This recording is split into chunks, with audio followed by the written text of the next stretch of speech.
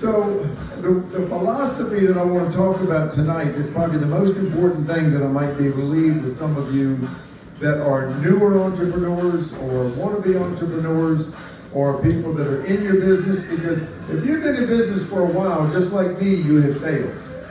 Now you've had successes, but you've had failures. I've had a lot of failures. But just like I was telling somebody the other day, we were talking about, somebody was fighting, and I said, yeah, it reminds me when I was a kid. I said, I used to fight all the time. I was probably in 100, maybe 150 fist fights. And I said, I never lost a fight. And they said, man, you were bad. I said, no, I wasn't bad. Bad meaning I wasn't that good of a fighter. Because guys were faster than me, stronger than me, bigger than me, meaner than me. But the reason from my perspective, I never lost a fight. And this is important. No matter how bad they beat me, I got up. They never knocked me out. And if I'd have been in a fight and I got knocked out, I'd have to admit I got beat. But they would get off, they'd get off of me. They'd beat me, get off of me, and they'd turn around and go away. I was on their back, choking them, kicking them, whatever I had to do. And I'm not saying that's a good thing to do, because it's not. But it's just the character of that. My mindset was, if you didn't knock me out, you didn't win, or I didn't lose. Because it's not about stopping somebody else from winning, it's about not losing. Because we really don't, it's okay if other people win. We want other people to win. As a matter of fact, every business that I'm connected to, I don't get involved in anything that's not a win-win. The employees have to win, the customers have to win, the company has to win, everybody has to win, or I don't want to be in it. And there are businesses that are win-lose, and there are businesses that are win-win, and everything I want to do is win-win. The Greenbook is win-win. This is a business, but every single person in the business is going to win if they get in the Greenbook, because you'll get more customers. And everybody that deals with the customer in the Greenbook, deals with a company in the Greenbook, is going to win, because they're going to get good dental service. They're going to get good real estate service. They're going to get good insurance, good whatever it is, with Legal Shield, right? They're going to get something good. So it's a win-win opportunity. So we ought to always be inside of win-win opportunities. But the biggest thing, when people realize that, or they hear about me or know about me, and they say, oh, you got 8 businesses, da-da-da-da-da-da-da. How do you do that? Well, the way you do that is do one thing as best you possibly can. And that's the thing that I hear, especially our younger generation. In our younger generation, what I hear from 15-year-olds, 20-year-olds, 25-year-olds, I hear them talking about multiple streams of income. There's nothing wrong with multiple streams of income, except if you're out to create multiple streams of income, you're probably going to fail. And that's part of the problem. The problem is, the way that I got involved in being a business owner is perfecting the one thing that I did. At 19 years old, I got my real estate license.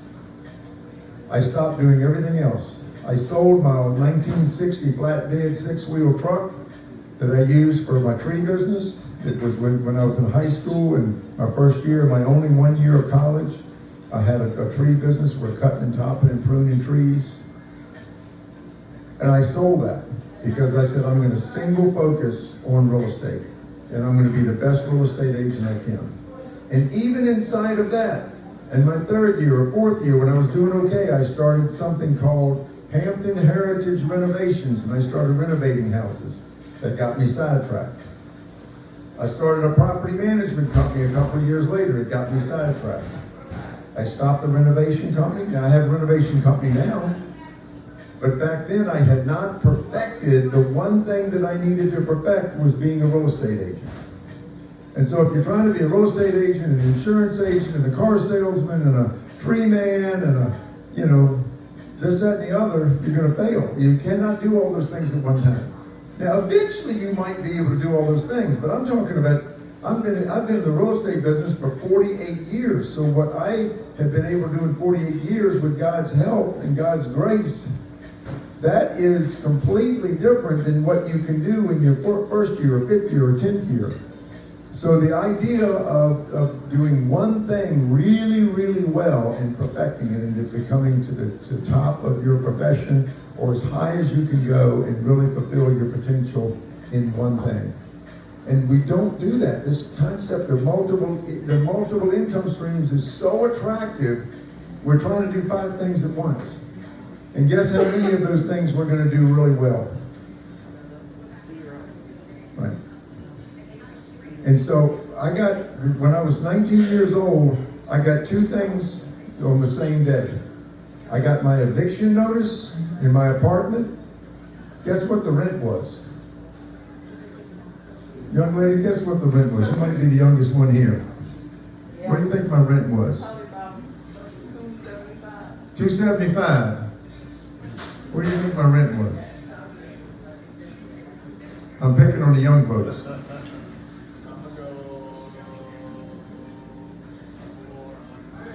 $400. $135. It included heat and hot water. There wasn't any air conditioning. I mean, I couldn't afford air conditioning, man. What are you talking about? $135 a month. I was 2 months behind. 2 months behind. So on that day, I got the real estate company. They're still in business today, and the CEO of that real estate company just came in behind me, and I recruited her to become the CEO of a CEO organization. I was first. She was next. I love her. But her granddaddy and his granddaddy's company nailed a red sticker to my front post of my apartment that said eviction, you get out, you didn't pay. But I also got in the mail, I hope we don't get rid of the U.S. mail, I'm still good, we gotta get mail, right? But I got in the mail my pass notification from a real estate license. And that's when I had to make a decision of what I'm going to do. I sold that tree business for $2,200. That was a lot of cash. Think about it. Rent's $135 a month. For $2,200 was some serious money. And it held me over for a while. And I really poured myself into doing everything I could with blinders on. You know about a mule? You know, a mule is going to plow a field. If you don't put blinders on that mule, the mule's going all over and thinking, you know, what can I see? I see a horse, I see a rabbit, right? But you put blinders on that mule. I think, what is it, greyhounds? I believe they put blinders on greyhounds because they want them to run straight ahead as fast as they can. They don't want to think about any other greyhound. They don't want them sniffing anything. They want them to just go, just run. So I put blinders on, and with that mindset that I was going to be the best real estate agent I can be. I still made mistakes by falling into the temptation of trying other stuff and doing other stuff and taking shortcuts. But finally, I just put my head down and I just did everything I could to become the best real estate agent I can. And by the time, so it affected the way I dressed. It affected what I drove. It affected my haircut. Now, if those of you, if I show you a picture of my haircut when I got in the real estate business, you haven't seen a fro this big in a long time. And it was a huge afro. Now, already was 19-year-old white boy. How's a 19-year-old white boy with a fro as big as would barely fit under here? How's he going to get customers? Right? And so I cut my hair. I started wearing 3-piece suits 7 days a week. Now, I love my van. I had a really cool van. It had a spider web paint job. I made enough money on my tree business to get this van. I had a spider web paint job. I had Monte Carlo headlights. See, back in the day, there was no such thing as square headlights. Every headlight that had been made was round until Monte Carlo came out with square headlights. I had my front end modified with a tubular grill. I had Monte Carlo square headlights. Man, that van was cool. I had 4 inches of foam rubber on the main floor and a bed with a mattress in the back. I had these speakers that were so heavy they had magnets in them or some kind of things. These speakers were so heavy you could open up the back doors and blast the whole neighborhood. And that was, but I sold that van, and guess what I bought? I bought a 4-door Buick. Old man's car. Because I was 19 years old. I had to overcome my deficiencies. Who wants to buy a house from a 19-year-old?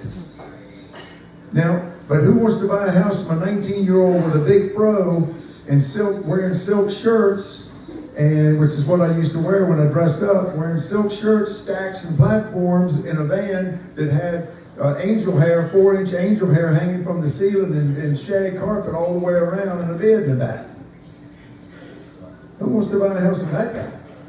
So I had to change my image. I had to change my hair. I changed whatever I had to change because I had blinders on, and it was I had to succeed. I wasn't going to get another one of those eviction notices. That eviction notice was terrible. I'm not going to ask for a show of hands, but I'm probably not the only one in here that's ever gotten an eviction notice. And I didn't want another eviction notice. And I knew back then houses were $20,000, $30,000.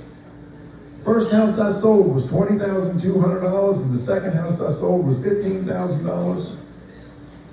And when I got up to where I was selling $40,000 houses, I thought I was somebody. But the point is, I'd made the changes I had to make to focus on what I focused on, and every time I started doing something sideways, I ended up regretting it. Until I ended up becoming the #1 real estate agent on the Virginia Peninsula. #1. That's when I believe that I really, truly had permission to open up my own company. Because see, just being a real estate agent selling houses doesn't mean you know what to do to be a business person. Right? I mean, you opening up your own business is a whole different deal than just going out and selling houses.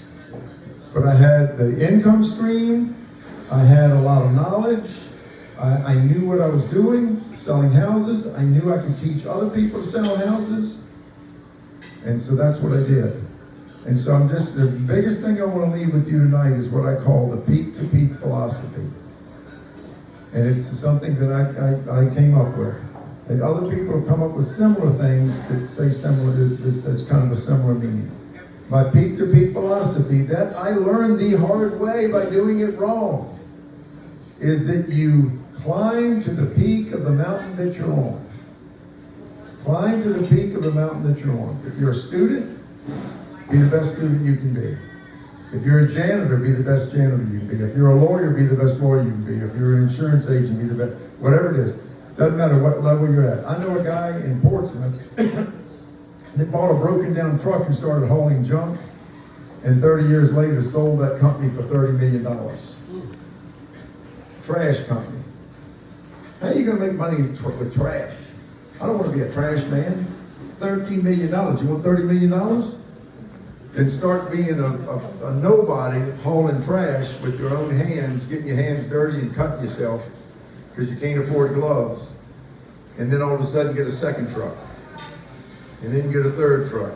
And 25 years later, you got a fleet of trucks. And 30 years later, you sell it for $30 million.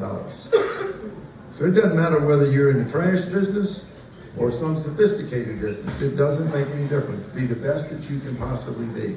And don't do like I did multiple times and get sidetracked.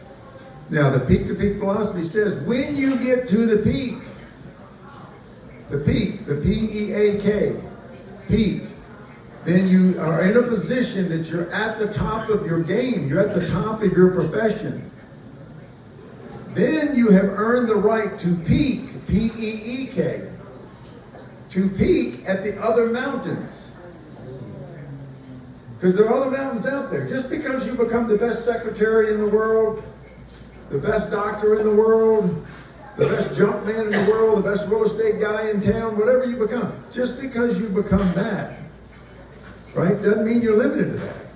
When you get to the peak, you've earned the right to look at the other mountains, and you're in a position to look at the other mountains and say, and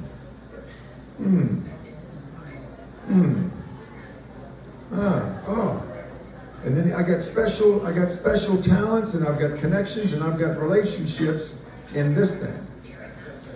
And so that's when you look at expanding to ultimately get into what every young person wants right away is multiple income streams. And so if you will do the right thing and become the best that you can be where you are, you'll be in a position to see what the other opportunities are without diminishing the opportunities that you have. in what you've already gained. And then you replace yourself over and over and over. You find people that can do what you did, you teach them, you become loyal to them. Many of them will become loyal to you, all of them will not, many of them will not. But you teach them what you know, you help them to gain a career, you teach them what to do so that they can make a good living for their families and grow just like you want to grow. And then you can look and see what else can I do in addition to what I'm doing. And don't leave, I've never left the real estate business, but I've gotten involved in other things. We have a construction company, we have a mortgage company, we have a title company. But a $3 billion credit union partnered with us to create a mortgage company. Do you think if we had not been excellent at being a real estate company that they would have even answered my phone call? No, they didn't need me. Why would they need me? But we have a real estate company where we sell 100 houses a month and they want to do the mortgages. So they did a 50-50 partnership with us. $3 billion, I can't even count to $3 billion. The $3 billion company did a partnership with us to create a mortgage company. I don't know how to do a mortgage company. I didn't know what I was, there was no way I could have created a mortgage company, but because we were respected in the real estate space, they came in and said, hey, we'll do a mortgage company, we'll run it, we'll put up the money, we'll get the approvals from the federal government, we'll run it, all you do is put in the customers and we share the profits, 49-51. Right? It happened because we were excellent at one thing that I started doing when I was 19. We have a title company that closes loans. Right? We do now, again, have a property management company. I killed the first one because I wasn't ready for it, and it was messing me up and getting me sidetracked. But we have a property management company. And then we've gotten involved in some other things as well that are passions of mine and my wife's. So it's just the peak-to-peak philosophy is something that will not get you in trouble. If you haven't climbed near the top of your profession of what you can do, keep on climbing. Get those blinders on and keep on climbing. And then when you get up to the top, you'll be able to see all the other opportunities. And that doesn't mean you leave the thing that you've gotten good at. Don't leave it. Keep that going. Replace yourself. And keep that going. And then go and do the other things that are maybe one other thing until you get good at that, and then another thing and you get good at that. And so that's what I want to leave with you tonight. And I've made the mistake of doing it the wrong way many, many times. But eventually, you hit your head on the wall 15 times, the 16th time you want to get near the wall, right? And that's what I experienced. So does anybody have any questions for me or anything that they're dealing with that you think I might be able to give you some thoughts or advice on or anything? Yes, ma'am. Are you interested in mentoring a young title company? Am I interested in mentoring a young title company?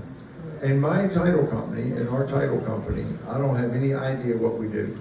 So I hired somebody that's an expert in title companies.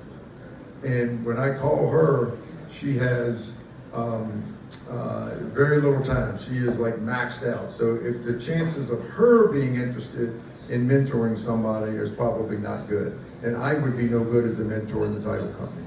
So we had the revenue stream and the business to be able to push into a title company, and therefore we created it. And even the title company, I didn't know what I was doing. I created a title company with a lawyer. So a lawyer friend of mine that I was sending business to that had his own title company, he ended up offering to do a 50-50 title company. We were together 10 years at that, and then we opened up our own title company and dropped out of the one that we were doing with him. Incredible. Greg Garrett from Greg Realty Partners. Garrett Realty Partners. All right, one of the biggest in Hampton Roads. All right. He talked about how he scaled his businesses. We're at the Sankofa, and